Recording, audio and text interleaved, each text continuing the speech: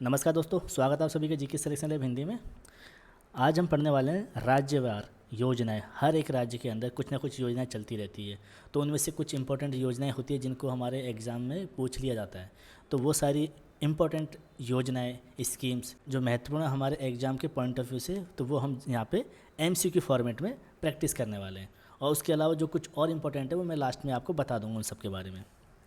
यहाँ पे हमने 20 MCQ लिए हैं और उसके अलावा कुछ और इम्पोर्टेंट योजनाएं जिनको मैं लास्ट में आपको लिखा दूंगा ना, बता दूंगा आपको। तो पहला क्वेश्चन ये रहा आपके सामने कि मुख्यमंत्री सेहत बीमा योजना। मैंने देखो क्वेश्चन स्टेटमेंट फॉर्मेट में लिए हैं ताकि आपको उस स्कीम्स का 360 आपके दिमाग में तैयार हो जाए कंटेंट।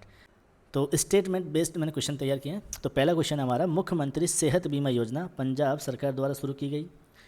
स्टेटमेंट 2 देखिए, प्रत्येक परिवार को 10 लाख तक कैशलेस इलाज उपलब्ध कराया जाता है। योजना में 2200 से अधिक चिकित्सा जो प्रक्रिया है वो शामिल है इसके अंदर। तो नीचे दिए गए कूट का प्रयोग कर सही उत्तर चुनिए। तो इनमें से कौन कौन से स्टेटमेंट सही है पहले मुझे ये बताइए, फिर हम ऑप्शन देखेंगे कौन सा सही है। तो देखो, अभी मैंने आपको ऊपर बताया था सेहत बीमा योजना पंजाब सरकार की है, सही बात है। इसके अंदर क्या है, 10 लाख तक, इसके अंदर प्रत्येक परिवार को 10 लाख तक का मुफ्त कैशलेस इलाज सरकार मुहैया कराएगी, प्रदान करेगी। तो ये भी बात सही है। और इसके अंदर 2200 से अधिक जो चिकित्सा प्रक्रिया ना उसको शामिल किया गया है। तो तीनों स्टेटमेंट ये सही है। तो कौन सा ऑप्शन हो जाएगा, ऑप्शन डी। अच्छा, ये कब लॉन्च हुई थी ये स्कीम? मैं देखो ये सारी जो स्कीम है 2026 के मैंने स्कीम ली है, उनके ऊपर मैंने MCQ प्रैक्टिस कराया और उसके बाद में मैं 2025 वाली स्कीम भी लूँगा जो इंपॉर्टेंट है लास्ट में ना। तो ये 15 जनवरी 2026 को, आपको डेट नहीं याद करनी, मैं बस आप ये इसलिए लिख रहा हूँ ताकि आपको समझ में आए कि हाँ सीक्वेंस में हम चल रहे हैं आगे ना। अगला क्वेश्चन देखिए, वन डिस्ट्रिक्ट वन क्विजिन योजना के संबंध में निम्न कथनों पर विचार कीजिए। यह उत्तर प्रदेश सरकार की योजना है। स्टेटमेंट 2 देखिए, इसका उद्देश्य स्थानीय व्यंजनों का बढ़ावा देना है। स्टेटमेंट 3 देखिए, इसका पर्यटन एवं रोजगार से कोई संबंध नहीं है। तो आपके सामने ये ऑप्शंस रहे, तो बताइए इसमें से कौन सा स्टेटमेंट सही है गलत है। तो पहला स्टेटमेंट तो सही है, मैंने आपको बताया अभी।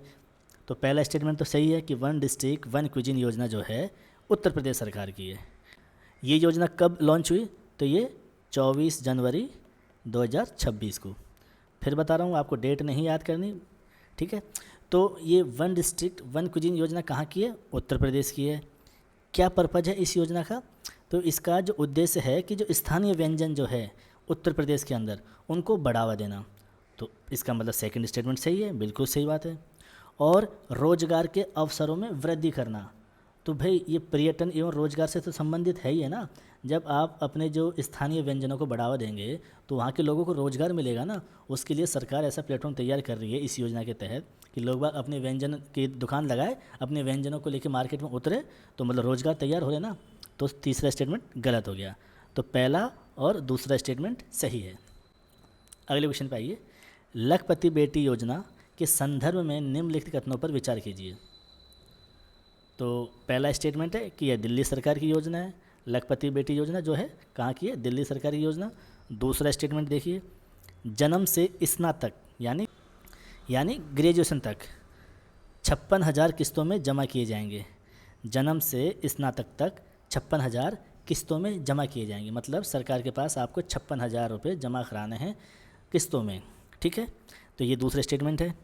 तीसरा स्टेटमेंट देखिए, परिपक्वता में यानी जब मैच्योरिटी पीरियड, परिपक्वता में आपको 1 लाख रुपये प्रदान किए जाएंगे सरकार के द्वारा। मतलब पहले आप 56,000 सरकार के पास जमा कराओ जन्म से लेकर स्नातक तक, जब तक आपका ग्रेजुएशन नहीं हो जाता तब तक, उसके बाद सरकार आपको बदले में 1 लाख रुपये प्रदान करेगी। तो ऐसा बता रहा है ये तीसरा स्टेटमेंट। चौथा स्टेटमेंट क्या है? एक परिवार की अधिकतम 2 बेटियां लाभान्वित हो सकती है। तो बताइए कौन कौन से स्टेटमेंट इसमें सही है। तो ये बात तो बिल्कुल सही है, लखपति बेटी योजना दिल्ली सरकार की है। ये योजना कब लाई गई थी? तो ये 2 मार्च को 2026 के अंदर। क्या है इस योजना का उद्देश्य? इस योजना का उद्देश्य है कि इसके अंतर्गत 2 लड़कियों को अधिकतम एक घर की, एक परिवार की 2 बेटियां इस स्कीम का फ़ायदा उठा सकती है। तो ये भी स्टेटमेंट सही है। कैसा फ़ायदा? तो इसमें ऐसा है कि बच्ची के जन्म से लेकर उसके स्नातक तक, ग्रेजुएशन तक परिवार को 56,000 रुपये सरकार के पास किस्तों में जमा कराने हैं, और जब स्नातक कंप्लीट हो जाएगा उसके बाद आप इन 56,000 रुपये के बदले 1 लाख रुपये आपको सरकार प्रदान करेगी। तो ये दोनों स्टेटमेंट सही है। यानी ऐसे समझो, बच्ची का जन्म हुआ और स्नातक होते होते बच्ची के मान लो 21 साल हो गई, तो यानी आपको 21 साल तक किस्तों में कर करके आपको 56,000 रुपये जमा करने सरकार के पास, और जब 21 साल में ग्रेजुएशन पूरी हो जाएगी तो 56,000 के बदले सरकार आपको 1 लाख रुपये देगी। तो आपको यहाँ पे ये भी याद रखना है कितनी बेटियाँ लाभान्वित हो सकती है एक परिवार की, 2 बेटियाँ। तो ये चारों स्टेटमेंट सही है। अनमोल योजना का मुख्य उद्देश्य क्या है? तो अनमोल योजना का मुख्य उद्देश्य क्या है? तो इसके स्टेटमेंट देखिए, किसानों को ऋण देना, नवजात शिशुओं के लिए मुफ्त जेनेटिक टेस्टिंग और शीघ्र रोग पहचान करना, महिलाओं को बस यात्रा देना, या फिर एमएसएमई को सहायता प्रदान करना। देखो, ये पहली बात तो आपको याद रखना कि अनमोल योजना किस राज्य की है या फिर किस केंद्र शासित प्रदेश की है। तो ये अनमोल योजना है दिल्ली की। दिल्ली एक केंद्र शासित प्रदेश है, तो दिल्ली यानी दिल्ली की ये योजना है। क्या है इसके अंदर? पहली बात तो इसकी फुल फॉर्म देख लो। तो इसकी फुल फॉर्म है एडवांस्ड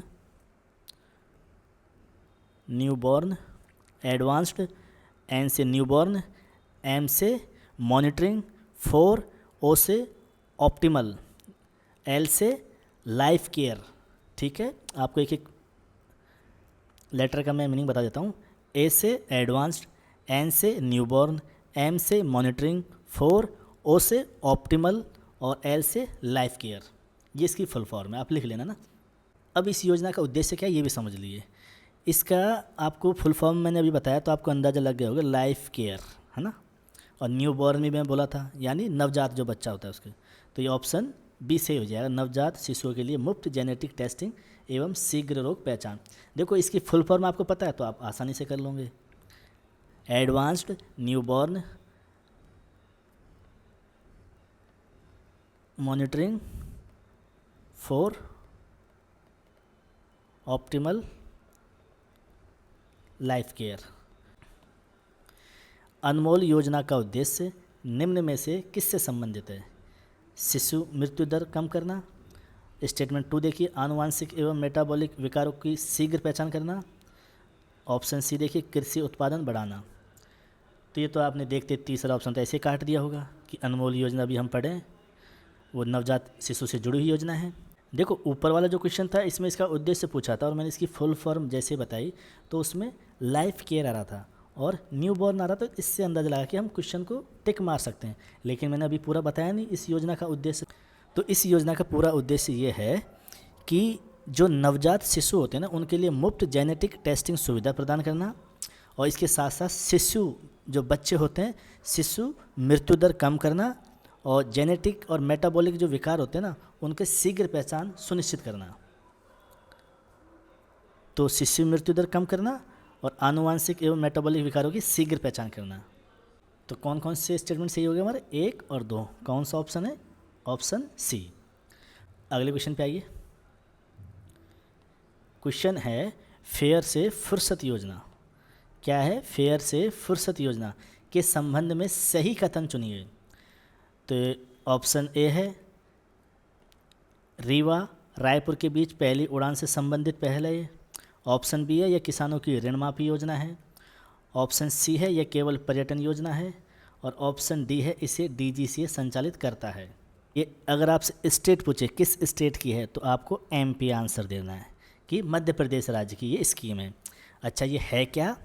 इसमें रीवा एमपी के अंदर एक जगह है और यहाँ से एक फ़्लाइट उड़ान भरेगी और कहाँ जाएगी आपको ये याद रखना है, रायपुर। छत्तीसगढ़ की राजधानी क्या है? रायपुर। तो ये जाएगी छत्तीसगढ़ फ़्लाइट। तो इस प्रकार की सुविधा चालू हुई है हाल ही में रीवा से रायपुर तक। तो क्या है इस योजना के अंदर कि रीवा मध्य प्रदेश से और रायपुर के बीच पहली उड़ान शुरू हुई है, उससे जुड़ी है ये फेयर से फुर्सत योजना। तो ये उड़ान कौन सी एयरलाइंस के द्वारा इस योजना को संचालित किया जा रहा है ये आपसे पूछ लिया जाएगा। तो आपको एयरलाइन याद रखनी है। कौन सी एयरलाइन? Airline air. ठीक है, एयरलाइन एयर। जैसे यहाँ पे आर से रीवा, आर से रायपुर, तो यहाँ पे ए एयरलाइन एयर। तो कौन सा ऑप्शन सही हो जाएगा? ऑप्शन ए, रीवा रायपुर के बीच पहली उड़ान से संबंधित पहल है ये। अगले क्वेश्चन पे आइए।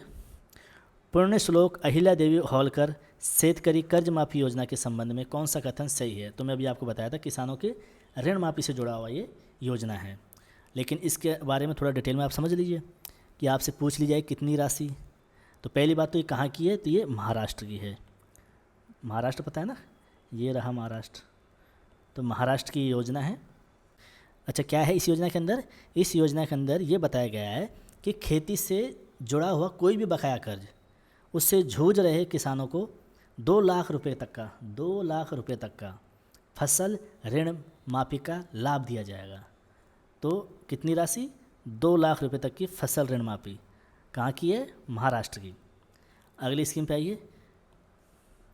प्रियदर्शनी योजना के संबंध में निम्नलिखित कथनों पर विचार कीजिए। यह केरल सरकार की पहल है, महिलाओं एवं ट्रांसजेंडर व्यक्तियों को मुफ्त बस यात्रा उपलब्ध कराती है। तो दोनों स्टेटमेंट आप पढ़िए अच्छे से और बताइए क्या सही है इसके अंदर। तो ये एकदम सही है दोनों स्टेटमेंट कि प्रियदर्शनी कहाँ की है? प्रियदर्शनी है केरल राज्य की योजना। ठीक है, क्या है इस योजना के अंदर? कि जो महिलाएं हैं और ट्रांसजेंडर व्यक्ति है उनको मुफ्त बस यात्रा उपलब्ध कराना। तो दोनों स्टेटमेंट सही है। आदर्श शहर समृद्धि योजना क्या है? क्वेश्चन कि आदर्श शहर समृद्धि योजना का उद्देश्य क्या है? पहली बात तो ये आदर्श शहर समृद्धि योजना है किस राज्य की? तो ये है छत्तीसगढ़ की। ठीक है, क्या है इसके अंदर? इसके अंदर ये है कि जो तेज़ी से बढ़ रहे कस्बों, नई नई जो बनी नगर पालिका है, उनका जो बुनियादी ढांचा है और नागरिक सुविधाओं को आधुनिक बनाने के लिए इस योजना को शुरू किया छत्तीसगढ़ सरकार ने। यानी जो नगर पालिका बन रही है नई और जहाँ तेज़ी से डेवलपमेंट हो रहा है, तो वहाँ पे आधुनिक सुविधाएं नागरिकों को दी जाए, इस प्रकार से डेवलपमेंट हो वहाँ पे। तो राज्य सरकार ने शहरी बुनियादी ढांचे को बेहतर बनाने और नागरिक सुविधाओं का विस्तार करने के लिए 2026-27 वित्तीय वर्ष के लिए, यानी 2026 से 27 तक इस योजना पे जो काम चलेगा उसके लिए सरकार ने 200 करोड़ रुपए ये आवंटित किए हैं। कहाँ की है? छत्तीसगढ़ की है। तो शहरी बुनियादी ढांचे एवं नागरिक सुविधाओं का आधुनिकीकरण करना। अगले क्वेश्चन पे आइए। आदर्श शहर समृद्धि योजना के लिए 2026-27 में कितनी राशि आवंटित की गई है? तो मैंने अभी आपको बताया 200 करोड़। देखो 2026-27 फाइनेंशियल ईयर होता क्या है? ये होता है 1 अप्रैल से लेकर 31 मार्च तक। तो 1 अप्रैल 2026 से लेकर 31 मार्च 2027 तक। तो इस बीच पैसे इन्वेस्ट किए जाएंगे इस योजना के ऊपर। कितने? 200 करोड़। अगली साल फिर 1 अप्रैल 2027 से और 31 मार्च 2028 तक आवंटित होगा पैसा। अगले क्वेश्चन पे आइए। रिलीफ योजना के संबंध में निम्नलिखित कथनों पर विचार कीजिए। इसका पूर्ण रूप है resilience and logistic intervention for export facilitation. इसका आकार है 497 करोड़। इसका मुख्य फोकस है एमएसएमई को सहायता देना। पहली बात है किस राज्य सरकार की ये स्कीम है? तो भैया ये राज्य सरकार की स्कीम नहीं है, ये है केंद्र सरकार की। तो इस योजना के लिए केंद्र सरकार ने 497 करोड़ रुपए की मंजूरी दी, जिसका उद्देश्य क्या है कि पश्चिम एशिया संकट से प्रभावित निर्यातकों, कौन? एक्सपोर्टर, यहाँ पे देख लीजिए फुल फॉर्म में एक्सपोर्ट लिखा हुआ है। तो जो एक्सपोर्टर है उनको समर्थन देना, उनकी जो क्रेडिट सीमा है वो उपलब्ध कराना और फ्रंट लागत में सहायता करना, विशेष रूप से एमएसएमई। रिलीफ योजना नाम से समझ में आ रहा है, रिलीफ दिया जा रहा है किनको? एमएसएमई को। एमएसएमई की फुल फॉर्म क्या होती है? Micro small and medium enterprises.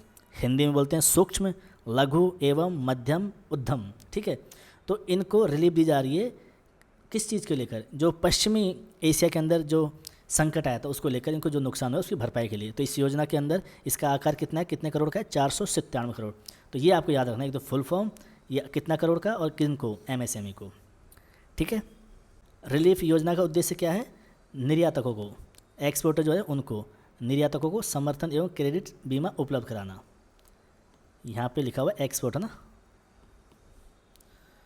अगले क्वेश्चन पे आइए। प्रारंभ 2026 अभियान किससे संबंधित है? तो ये केंद्र सरकार का एक अभियान है, ये संबंधित है आयकर अधिनियम 2025 जो आया है ना, इसके प्रति लोगों में जागरूकता पैदा करना। तो प्रारंभ 2026 अभियान आयकर अधिनियम 2026 के प्रति जागरूक फैलाना है। से नो टू प्रॉक्सी सरपंच, से नो टू प्रॉक्सी सरपंच अभियान का उद्देश्य क्या है? कौन सा अभियान? से नो टू प्रॉक्सी सरपंच अभियान का उद्देश्य क्या है? तो ऑप्शन ए है पंचायत चुनाव कराना, सरपंच पति प्रथा समाप्त करना, पंचायतों का विलय करना, पंचायतों को वित्त देना। तो भाई इसमें क्या है ना, पंचायती राज मंत्रालय की ये योजना है, ये तो नाम से पता लग रहा है, सरपंच आ रहा है इसके अंदर, नाम के अंदर ही। जो अंतर्राष्ट्रीय महिला दिवस कब मनाते हैं हम? 8 मार्च को। अंतर्राष्ट्रीय महिला दिवस हम 8 मार्च को मनाते हैं। तो उस दिन यानी 8 मार्च को पंचायती राज मंत्रालय ने इस योजना को, इस अभियान का प्रारंभ किया था। क्या है इस अभियान का उद्देश्य? क्या था कि जो सरपंच पति है ना, जो प्रॉक्सी नेतृत्व कर रहे हैं, मतलब सरपंच तो है नहीं पर अपनी बीवी को या किसी को घर में किसी महिला को सरपंच बना रखा है, लेकिन खुद चौड़ में सरपंच बन के घूमते हैं, वही सब कुछ काम करते हैं। तो इस प्रकार की जो प्रथा है ना, उसको समाप्त करना। अगले क्वेश्चन पे आइए। से नो टू प्रॉक्सी सरपंच अभियान के संबंध में निम्नलिखित कथनों पर विचार कीजिए। इसे पंचायती राज मंत्रालय ने प्रारंभ किया, सही बात है, मैंने अभी आपको बताया। अंतर्राष्ट्रीय महिला दिवस 2026 पे शुरू किया गया, बिल्कुल। कब मनाया जाता है? 8 मार्च को अंतर्राष्ट्रीय महिला दिवस। यह है 8 मार्च से 18 मार्च 2026 तक चला। यह अभियान कब से कब चला? 8 मार्च से 18 मार्च तक।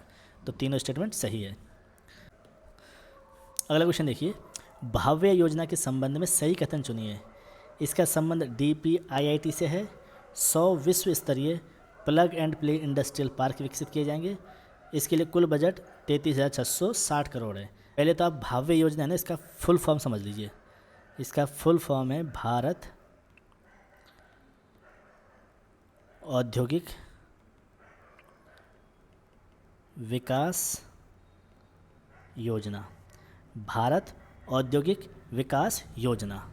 और DPIIT इसका फुल फॉर्म समझ लीजिए, डिपार्टमेंट फॉर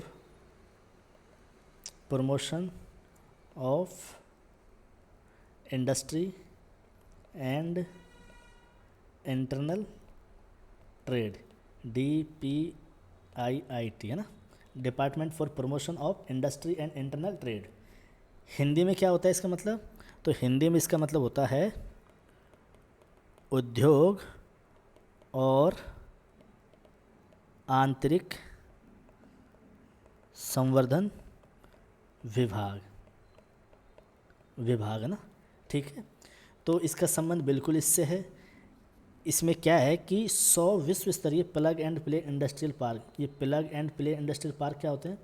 मतलब इसको ऐसे समझो कि बना बनाया हलवा है, जाके खाना है। मतलब एक ऐसा इंफ्रास्ट्रक्चर खड़ा करना जहाँ पे कोई कंपनी आएगी, फैक्ट्री लगाएगी अपना और प्रोडक्शन चालू कर देगी।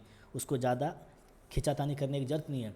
जैसे वो कहीं खाली जगह में जाके वो अपनी फैक्ट्री स्टार्ट करे तो वहाँ लाइट की सुविधा नहीं है, अभी लाइन आएगी, ये है वो है, तो सरकार ऑलरेडी वो सब कुछ फैसिलिटी देगी पहले से तैयार करके रखेगी सरकार। और कंपनी वगैरह आना है, अपनी फैक्ट्री डालो और काम करो, सारी सुविधा पहले से वहाँ पे मिलेगी आपको।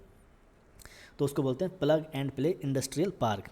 इस योजना का कुल बजट है 33,660 करोड़, ठीक। और इसका मकसद है 6 साल यानी 2026-27 से लेकर 2031-32 तक 100 विश्व स्तरीय plug and play industrial park विकसित करना।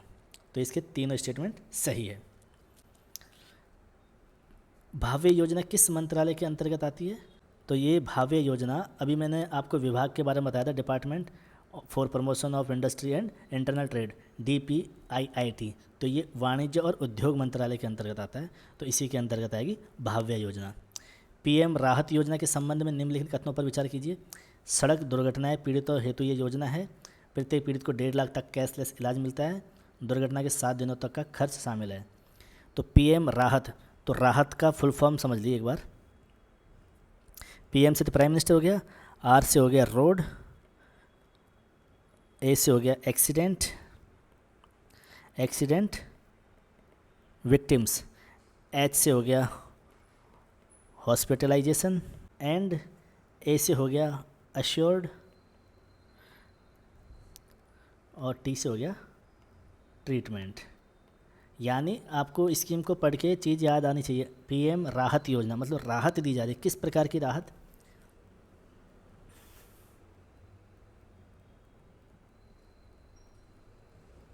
यहाँ पे जैसे रिलीफ दी जा रही है, रिलीफ किनको, एमएसएमई को, जो पश्चिमी एशिया संकट के चलते यहाँ रिलीफ दिया जा रहा है, यहाँ पे राहत दी जा रही है। किस प्रकार की राहत? कि जैसे कोई दुर्घटना हो जाती है, कोई एक्सीडेंट हो जाता है, हाँ, तो उसके अंदर 1.5 लाख तक का सरकार कैशलेस मेडिकल इलाज मिलता है इसमें, और दुर्घटना की तारीख से 7 दिनों तक का खर्च शामिल रहता है इसके अंदर, ठीक है। और जान को खतरा न होने वाले मामलों में 24 घंटे तक। तो सड़क दुर्घटना से संबंधित है, बिल्कुल सही बात है। 1.5 लाख तक का कैशलेस इलाज मिलता है, बिल्कुल ये सही बात है। और दुर्घटना के 7 दिनों तक का खर्चा इसमें शामिल है, बिल्कुल सही बात है। तीनों स्टेटमेंट सही है। पर 2-3 चीज़ें और इसमें आप याद कर लीजिए कि जान को खतरा न होने वाले मामलों में, मतलब ऐसा है कि जान को खतरा नहीं है, एक्सीडेंट हुआ, हाथ पैर टूटे, पर ठीक है जान को खतरा नहीं है, तो ऐसे मामलों में 24 घंटे तक।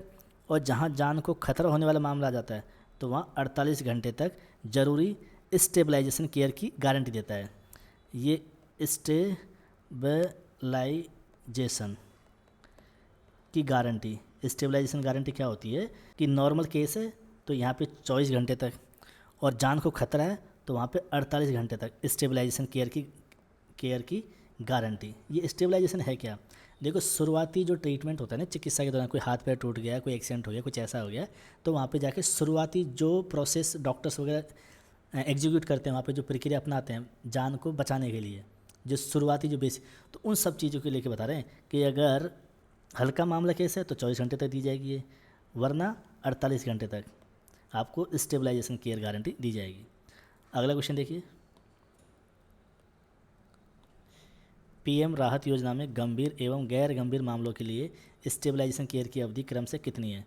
तो देखो, गंभीर मामले के लिए तो 48 घंटे तक है, गैर गंभीर के लिए 24 घंटे तक, 24 घंटे गैर गंभीर के लिए और 48 घंटे गंभीर के लिए। हालांकि इसका आंसर ये भी है, निम्नलिखित में से कौन सा राज्य योजना युग्म सही सुमेलित है? पंजाब से सेहत बीमा योजना, देखो सेहत ये हम सबसे पहले पढ़े थे, एस से सेहत, एस से सरदार, एस से सिख, ऐसे याद कर लेना है ना, सेहत सरदार सिख, पंजाब से जुड़ी है, ये तो सही है। उत्तर प्रदेश 1 डिस्ट्रिक्ट 1 क्यूजिन योजना, ये भी सही है। महाराष्ट्र पूर्ण श्लोक अहिल्या देवी होलकर शेतकरी कर्ज माफी योजना, ये भी सही है। केरल की प्रियदर्शनी योजना जिसमें बस यात्रा मुफ्त कराई जाएगी महिला और ट्रांसजेंडर व्यक्तियों को, तो ये भी सही है। तो इसका मतलब चारों के चारों योजनाएं सही है, सही तरीके से सुमेलित की हुई है।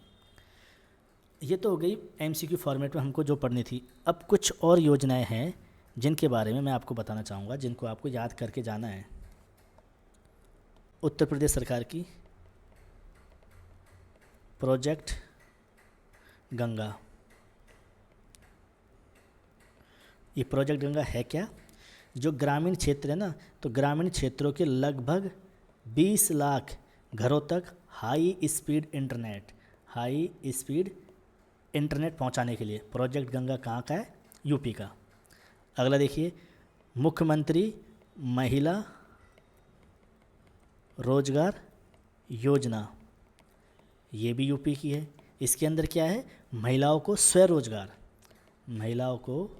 स्वरोजगार और नए स्टार्टअप शुरू करने के लिए वित्तीय मदद की जाती है इसके तहत। ये दोनों कहाँ की? यूपी की। तेलंगाना सरकार की है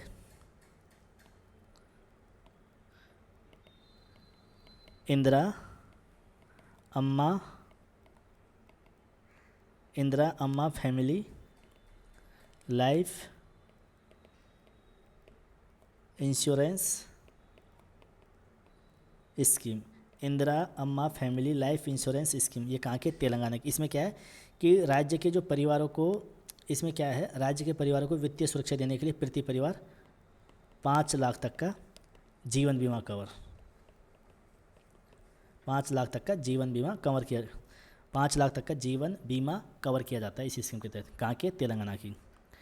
अब मैं आता हूँ आंध्र प्रदेश पर। तो आंध्र प्रदेश की है प्रोजेक्ट हनुमान। अच्छा, इसके अंदर क्या है प्रोजेक्ट हनुमान के अंदर? तो प्रोजेक्ट हनुमान के अंदर है कि मानव और वन्य जीवों के बीच जो होने वाला टकराव है, जिसको ह्यूमन वाइल्ड लाइफ कॉन्फ्लिक्ट, यानी मानव और वन्य जीवों के बीच होने वाले टकराव को रोकने और वन्य जीवों की देखरेख के लिए एक विशेष तकनीकी यूनिट है। क्या नाम है? प्रोजेक्ट हनुमान। कहाँ का है? आंध्र प्रदेश का। मेघालय की बात करें तो मेघालय में ये बहुत बढ़िया स्कीम है जिसका नाम है CM इंस्पायर स्कीम। क्या है इसके अंदर? CM इंस्पायर है ना,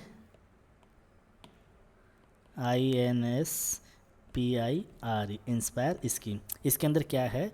इसके अंदर ये है कि UPSC की तैयारी करने वाले जो छात्र हैं उनका अगर UPSC की तैयारी करने वाले छात्र हैं उनका अगर प्रीलिम्स निकल जाता है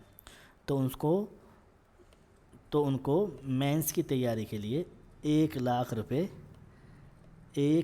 रुपए सरकार की ओर से वित्तीय सहायता दी जाएगी।